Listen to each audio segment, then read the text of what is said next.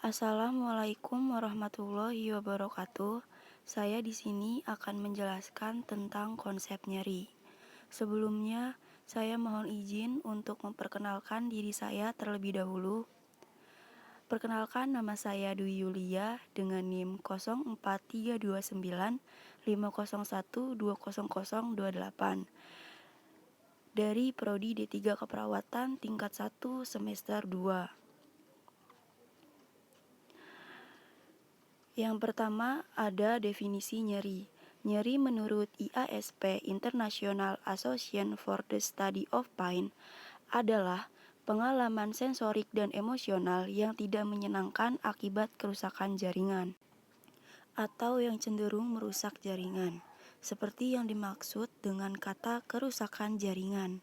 Nyeri sangat bersifat subjektif. Terlepas dari ada tidaknya kerusakan jaringan, nyeri sebaiknya diterima sebagai keluhan yang harus dipercaya. Selanjutnya, klasifikasi nyeri. Terdapat dua komponen penting di dalam klasifikasi nyeri. Yang pertama yaitu berdasarkan waktu berlangsungnya dan berdasarkan proses terjadinya. Mari kita bahas terlebih dahulu berdasarkan waktu berlangsungnya nyeri. Ada nyeri akut dan nyeri kronik. Nyeri akut terjadi karena adanya kerusakan jaringan yang akut dan tidak berlangsung lama. Sedangkan nyeri kronik didefinisikan sebagai nyeri yang berlangsung sampai melebihi perjalanan suatu penyakit akut, berjalan terus-menerus sampai melebihi waktu yang dibutuhkan untuk penyembuhan suatu trauma, dan terjadinya secara berulang-ulang dengan interval waktu beberapa bulan atau beberapa tahun. Yang kedua yaitu berdasarkan proses terjadinya nyeri. Ada nyeri nosiseptif dan nyeri neuropatik. Nyeri nosiseptif adalah nyeri inflamasi yang dihasilkan oleh rangsangan kimia, mekanik, dan suhu. Sedangkan nyeri neuropatik merupakan nyeri yang ditimbulkan akibat kerusakan neural pada saraf perifer maupun pada saraf pusat. Biasanya digambarkan dengan rasa terbakar dan rasa menusuk. Pasien yang mengalami nyeri neuropatik sering memberi respon yang kurang baik. Selanjutnya, etiologi nyeri. Nyeri dapat disebabkan oleh beberapa hal, yaitu trauma, mekanik, termos, elektrik, neoplasma jinak dan ganas, peradangan atau inflamasi, gangguan sirkulasi darah, dan kelainan pembuluh darah. Serta yang terakhir adalah trauma psikologis. Berikut ini adalah tanda dan gejala nyeri. Tanda dan gejala nyeri ada bermacam-macam perilaku yang tercermin dari seseorang. Secara umum, orang yang mengalami nyeri akan didapatkan respon psikologis berupa dari suara ia menangis, merintih, menarik atau menghembuskan nafas. Lalu dari ekspresi wajah biasanya ia meringis, menggigit lidah, mengatupkan gigi, dahi berkerut, tertutup rapat atau membuka mata atau mulut, menggigit bibir. Lalu dari pergerakan tubuh biasanya ia merasa tidak nyaman dan kegelisahan, bergerak melindungi bagian tubuh yang terasa nyeri, imobilisasi, otot tegang. Dan yang terakhir yaitu interaksi sosial. Biasanya orang yang mengalami nyeri ia akan menghindari percakapan dan kontak sosial, lalu berfokus aktivitas untuk mengurangi rasa nyerinya. Selanjutnya yaitu efek psikologis dari nyeri. Nyeri akan mempengaruhi semua aspek kualitas hidup seseorang ketika nyeri tidak ditangani dengan baik. Nyeri akan mengganggu aktivitas sehari-hari, misalnya seperti pekerjaan, hubungan sosial, dan hobi, tetapi hanya pada sebagian besar penderitanya saja. Banyak penderita nyeri kronis mengatakan bahwa nyeri yang dideritanya mengganggu kesehatan mental, status pekerjaan, istirahat, dan hubungan personal mereka. Nyeri yang dialami juga berimbas pada keluarga, karena keluarga yang mengurus pasien akan mengalami keterbatasan dalam beraktivitas dan harus bersabar menghadapi keluhan pasien. Di sisi lain, nyeri bisa menyebabkan efek negatif terhadap sosioekonomi pasien. Sekitar 60% penderita nyeri usia produktif mengalami kesulitan bekerja dan bahkan tidak dapat bekerja di luar rumah.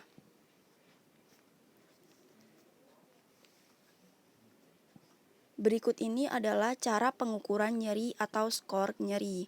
Ada beberapa metode yang umumnya digunakan untuk menilai intensitas nyeri. Antara lain yaitu yang pertama ada Verbal Rating Scale atau VRS. Metode ini menggunakan suatu word list untuk mendeskripsikan nyeri yang dirasakan. Pasien akan disuruh memilih kata-kata atau kalimat yang menggambarkan karakteristik nyeri yang dirasakan dari word list yang ada. Metode ini dapat digunakan untuk mengetahui intensitas nyeri dari saat pertama kali muncul sampai tahap penyembuhan. Penilaian ini menjadi beberapa kategori. Bisa kita lihat pada tabel nomor 1. Skala 0 yaitu berarti tidak terasa nyeri atau tidak nyeri. Lalu skala 1 sampai 3 nyeri ringan. Skala 4 sampai skala 6 yaitu nyeri sedang. Skala 7 sampai skala 9 nyeri berat terkontrol. Lalu skala 10 yaitu nyeri berat tidak terkontrol. Lalu yang kedua yaitu Numeric Rating Scale. Metode ini menggunakan angka-angka untuk menggambarkan rank dari intensitas nyeri. Umumnya, pasien akan menggambarkan intensitas nyeri yang dirasakan dari angka 0 sampai 10. 0 berarti menggambarkan tidak ada rasa nyeri, sedangkan 10 menggambarkan nyeri yang hebat. Yang ketiga yaitu Visual Analog Scale atau VASS.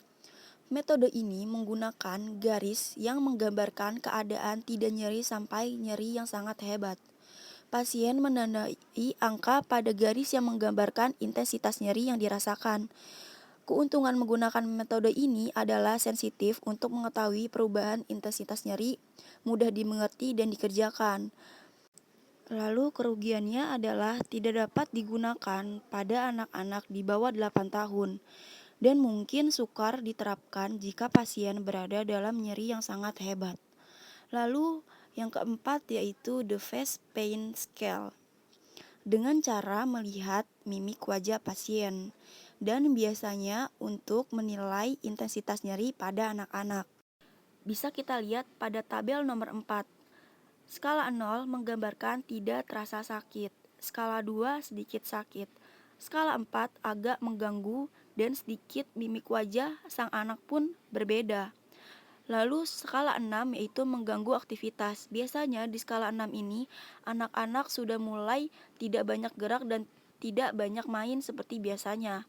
Lalu skala 8 sangat mengganggu dan skala 10 tak tertahankan. Jika sudah skala 10, anak akan merespon dengan tangisan. Selanjutnya yaitu penanganan nyeri. Penata laksanaan nyeri dibagi menjadi dua, yaitu dengan menggunakan obat dan tanpa menggunakan obat.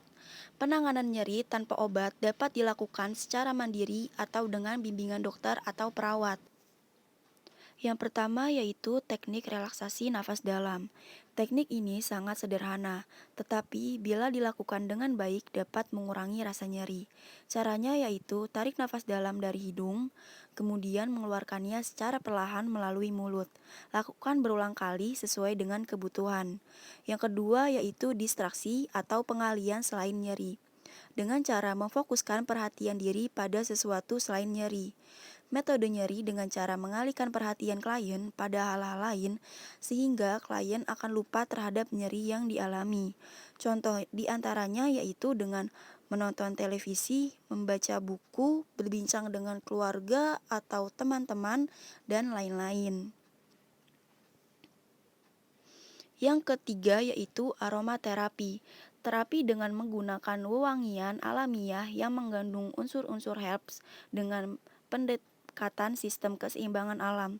Terapi dengan wewangian membuat efek rileks, menghilangkan stres, dan membuat pikiran menjadi tenang.